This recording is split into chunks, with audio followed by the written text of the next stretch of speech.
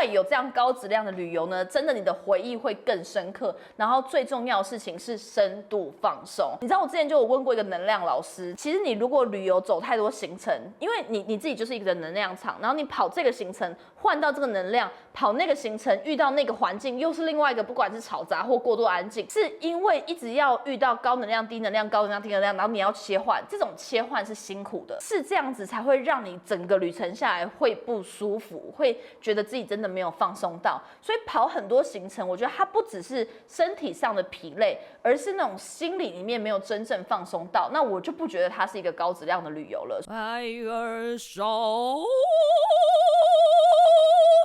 Hello， 大家好，我是艾尔莎。今天这集艾尔莎神清气爽，好漂亮！真的很漂亮吗？有吧。闺蜜摄影师傻眼啊！刚度假回来，我真的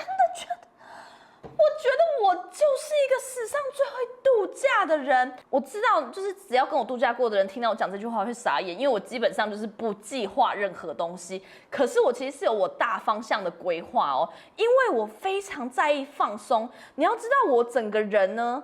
真的是几乎每一天每一秒都在烧脑，想怎么做所有生活中的抉择，怎么赚钱，怎么变成功，怎么变更好。所以我一定要好好度假，我的度假要极致高质量。因此，我完全受不了那种疯狂赶行程，然后疯狂的去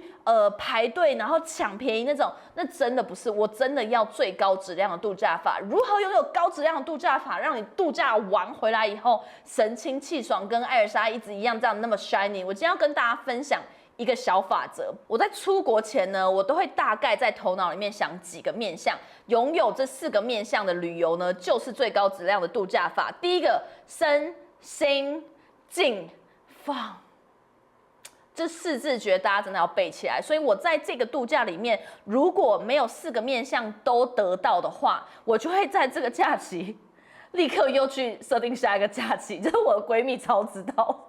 就每次明明我们正在飞去，例如说夏威夷，然后我已经在看清迈，因为就是我在设定下个月我要去清迈，因为这一个旅游可能没有得到我的4面向，我一定要完全4面向都在这个旅游里面得到，我才会觉得完全的平衡，完全的身心灵真正放松。我要跟大家讲哦，为什么你出国呢，还是要去一些就是真的有很体验感的东西？这完全就是得到了我们的这个身的这一圈。就是我在旅游的时候，就算我喜欢放空，就算我喜欢是那种海岛很度假的，但是我真的还是会跟上一些 one day tour， 或是一些那种玩那种什么香蕉船啊，或什么，就是要动起来，就真的要让你的身体一起动起来。这真的是很高质量，是因为你在有的时候呢，我去参加一些那种巴厘岛的那种度假村啊，他们很多会安排那种下午就是一起在跟饭店酒店的人，他们会安排教练老师，就是一起做瑜伽，有的是免费的，我就会去特别去报名。然后我超记得我之前有跟一个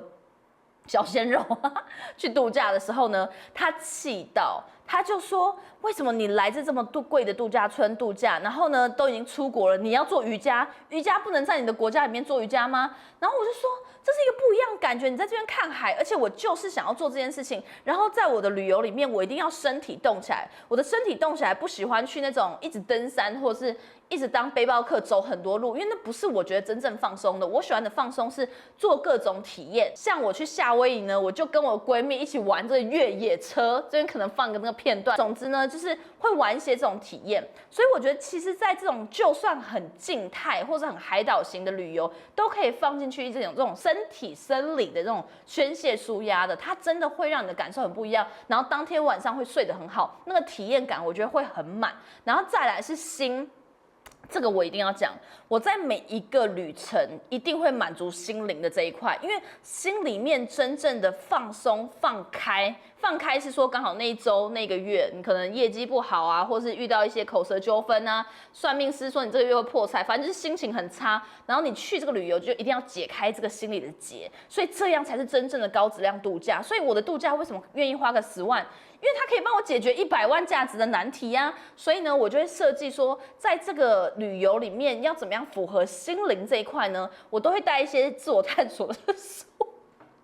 因为我的闺蜜真的太痛苦，有时候我这边就会一直超载，然后她就说：“明明你每一次旅游3天都穿一样的衣服，为什么会超载？因为里面大概有1000本书。但后来解决这件事情就是买一些电子书，所以电子书真的比较有帮助。之后我可能可以跟大家评测一下，我都带哪些电子书出国这样。然后呢，我会带一些书是可以让我解决当下我真的一些困境的问题，例如说，我的人生可能卡关了，或是我真的比较这一阵子情绪比较不稳定，我就会看一些这些或是维持能量的书。我就会带着，在不经意或是很放松、很放空的时刻，然后看着海啊，或者是就是在很舒服的饭店里面吹着冷气，然后就这样子慢慢看，看完了以后就睡，然后睡起来就再看，就是没有压力，也不是为了去赚钱或是读书会或干嘛而去看，就为了自己真的想要去思考、去深入的思考而去做这件事情。我跟你讲，在度假时候做这件事情，跟你在家里跟家里的公寓啊或床上去看这个书做的感觉是完全不一样的。它会有一种另外一个思维、另外一个宇宙去思考这种自己身边发生的事情的一个感觉。我觉得大家真的要亲自做过才会有感受，所以下次不妨大家想要有个高质量旅游，就带一本书去旅游看看。然后还有跟我闺蜜在出国旅游的时候，我们真的会大量的聊天呢。除了最近是因为就是比较 aging 比较老化的部分，所以一起飞就头倒掉。可是你不觉得小时候我们出国没有在睡着的吗？而且飞机上的人会觉得我们很吵。对，就是小时候很兴奋，然后精力充足，然后一到机场就一直逛或什么。没有，现在过了30，一到机场找地方坐，找地方休息，找 lounge 吃东西，上飞机，然后甚至已经到一种，就是旁边会放个牌子，或是提醒空姐说，等一下就算有食物也不要叫醒我。好烦哦，所以就是已经到这个程度了。以前呢，我们就还会这样子很兴奋的，可是现在就是一上飞机就是很舒服的状态。然后，但是呢，我们反而会在当地一下飞机，可能就是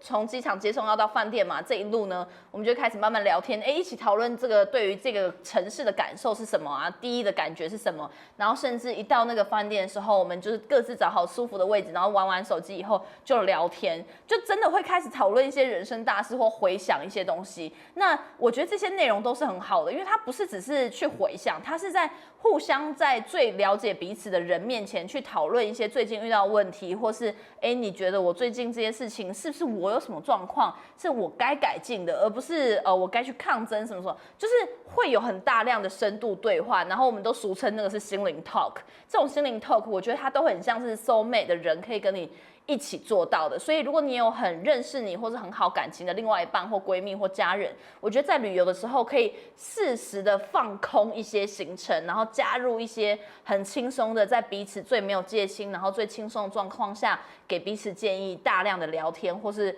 回首一些事情。就是在开车一直公路旅行。对，可是你因为张姐比较多那个 road trip， 她本身就是比较高大上，在美国。我的 road trip 是永和到公馆的福和桥，我比较多大量的是这个。但是我们在夏威夷有啦，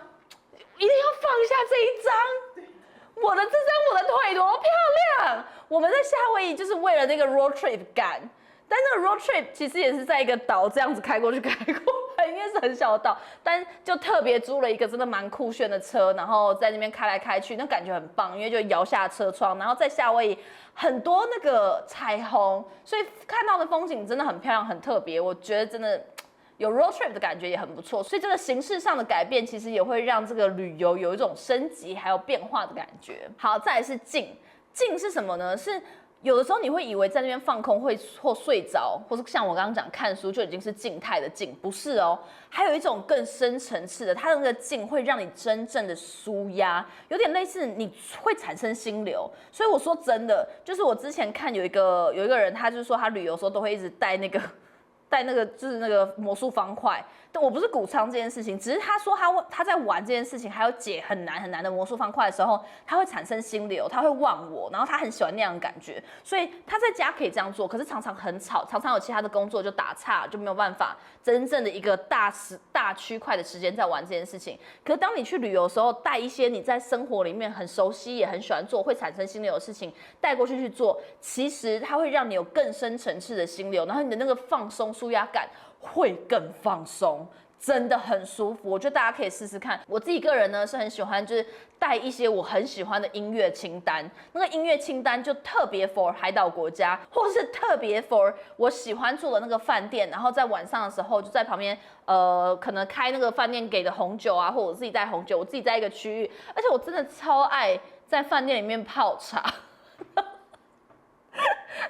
我每次泡完了以后，喝一口就直接睡着，然后都是那个其他身边的人或是闺蜜帮忙善后，所以他们有点受不了。但我就喜欢有一个这样的情境，然后就戴起耳罩，然后听自己喜欢的歌单，这个也是另外一种真正的静下来。然后当然，我以前也曾经试过，就是在一些海岛国家很舒服的时候，然后我就放下身边的一切，然后我甚至也不走行程了，我就在阳台真的就是闭上眼睛冥想。然后听这个风声，它也是一种真正静下来的感觉。当然发呆啊，或是我身边有一些人，他们真的有用一些什么音疗，例如说他们会带自己的颂钵，或是那种小乐器，然后那些乐器也会产生一些那种什么58还是52赫兹的一种频率，让他们很舒服，他们都会带着。那这个东西你可以真的把一个时间空出来，去专程做这件事情，它的静会更静，让你的心更放松。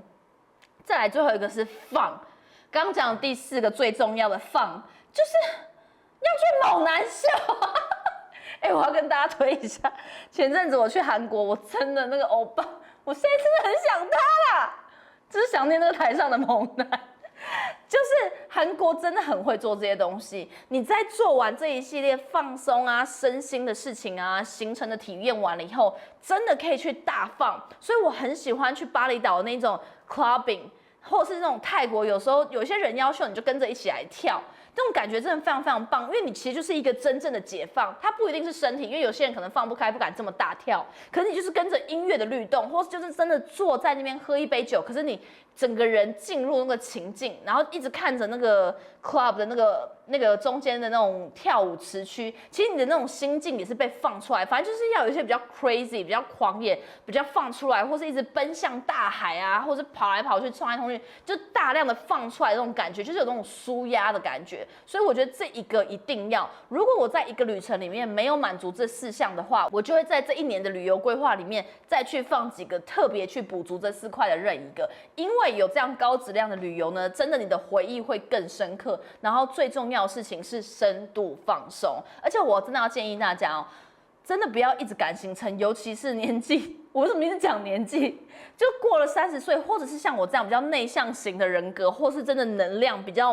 我比较敏感的人，我是很不喜欢一直跑行程，一直去那些很吵杂，然后一直赶来赶去。你知道我之前就有问过一个能量老师，他就说，其实你如果旅游走太多行程，因为你自己就是一个能量场，然后你跑这个行程换到这个能量，跑那个行程遇到那个环境又是另外一个，不管是吵杂或过度安静，就等于说你要一直切换，所以未必是你就是很高能量或是很低能量。就只喜欢一个，未必是这样，是因为一直要遇到高能量、低能量、高能量、低能量，然后你要切换，这种切换是辛苦的，所以是这样子才会让你整个旅程下来会不舒服，会觉得自己真的没有放松到。所以跑很多行程，我觉得它不只是身体上的疲累，而是那种心理里面没有真正放松到，那我就不觉得它是一个高质量的旅游了。所以呢，在这一集我想要跟大家分享真正的放松方法有很多，以后会跟大家陆续分享，但高质量旅游，我个人最喜欢的私密独家方式，就是真正的放掉一切的压力，然后回台湾